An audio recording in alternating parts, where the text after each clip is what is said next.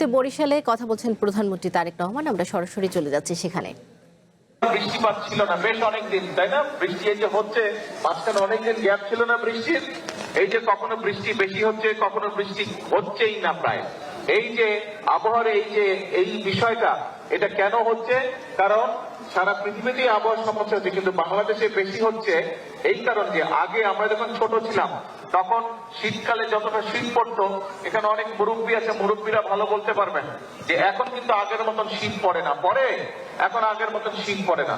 আবার গরমের সময় অনেক বেশি গরম পড়ে। এই যে সব সমস্যাগুলো, এই সমস্যাগুলো যদি আমাদেরকে সমাধান করতে হয় বা এই সমস্যার কষ্টটা যদি কমিয়ে আনতে হয়, আমাদেরকে সারা দেশে অনেক গাছ লাগাতে হবে। 20 কোটি মানুষের দেশ, আমাদের যে পরিমাণ গাছ থাকা প্রয়োজন সেই পরিমাণ গাছ সারা বাংলাদেশে নেই। এবং সেই কারণেই শহীদ জিয়া যে কর্মসূচিটি শুরু করেছিলেন, দেশনেত্রী খালেদা জিয়া এই যে বৃক্ষরোপণ কর্মসূচি থেকে এগিয়ে নিয়ে গেছেন, আমরাও বর্তমানে বিএনপি দেশ পরিচালনার দায়িত্বে আছে, আমরা অনেকগুলো কর্মসূচির পাশাপাশি আমাদের এই কর্মসূচিটাকেও সারা দেশে আমরা এই কর্মসূচিটা চালু রাখতে চাই। এবং ইনশাআল্লাহ আগামী 5 বছরে আমাদের পরিকল্পনা হচ্ছে যে আমরা 25 কোটি গাছ, আমরা আগামী 5 বছরে সারা দেশে 25 কোটি গাছের চারা আমরা রোপণ করব। এখন একটি গুরুত্বপূর্ণ বিষয় আছে, আজকে প্রায় এখানে 2000 গাছের চারা রোপণ করা হবে।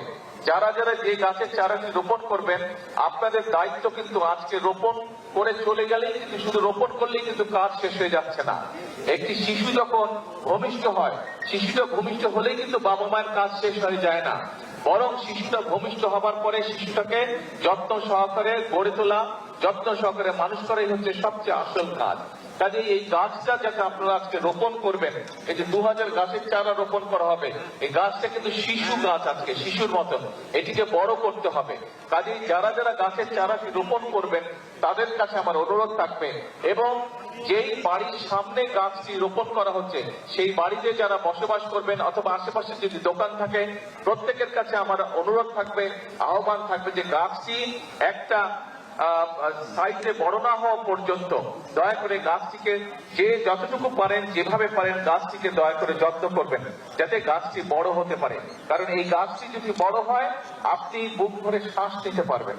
এই গাছটি যদি বড় হয়, এই গাছটি বড় হলে এই গাছের তলায় আপনি শান্তি মতন ছায়ায় বসতে পারবেন। কাজে এই গাছটি আমাদের উপকারের জন্যই হবে, শুধু আপনার না, আপনার সন্তান, আপনার পরিবার, আপনার এলাকার মানুষ, আপনার পাড়ার মানুষ সকলে এই গাছের সুবিধা পাবে। গাছটি গরমকালে যখন গাছটি বড় হবে, গরমকালে যখন বাতাস হবে গাছটিতে, সেই বাতাসের যে শান্তির স্পর্শ বাতাস সেটিও আপনি পাবেন। কাজেই আসুন, আমরা যদি আমাদের এলাকাটাকে সুন্দর করতে চাই, আমরা যদি আমাদের দেশটাকে সুন্দর করতে চাই, তাহলে অবশ্যই আমাদেরকে এই গাছের যত্ন নিতে হবে, বৃক্ষ রোপণ করতে হবে। এই বৃক্ষটি বড় হলে যাতে এই বৃক্ষের সুবিধা সকলে পায়, প্রত্যেকটি মানুষ পায়, ওই বৃক্ষের আশেপাশে যারা বসবাস করেন প্রত্যেকটি মানুষ যাতে সেই বৃক্ষের সুবিধাটা পায়, আমাদেরকে সেটাই চেষ্টা করতে হবে। আসুন আল্লাহর নাম নিয়ে বিসমিল্লাহ বলে আমি আমার চারাটি রোপণ করছি। যারা যারা এখনো রোপণ করেননি তাদের অনুরোধ করব, কিন্তু মূল কথা হচ্ছে যে শুধু আজকে রোপণ করে চলে গেলেই হবে না, গাছটির যত্ন নিতে হবে যাতে গাছটি বড় হতে পারে। আপনি যেরকম সন্তানকে দেখেন বড় হতে, সন্তান যত বড় হয় আপনার বুকটা ভরে উঠে আনন্দে, ঠিক এই গাছটি যারা যারা রোপণ করছেন বা গাছের যাদের দোকানপাট, বাসা বাড়ির আশেপাশে বা সামনে এই গাছের চারাটি রোপণ করার পরে গাছটি যখন বড় হবে, দেখবেন সন্তান বড় হওয়ার যে আনন্দ, ঠিক গাছটি যখন যত বড় হবে দেখবেন একই রকম আপনি আনন্দ পাবেন। আসুন আল্লাহ দেওয়া এই নিয়ামত, এই আনন্দটি আমরা আজকে সকলে ভাগ করে নিই। হ্যাঁ,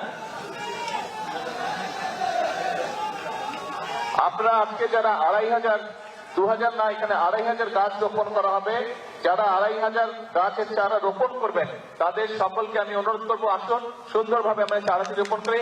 আমরা একসাথে আজকে 2500 চারা রোপণ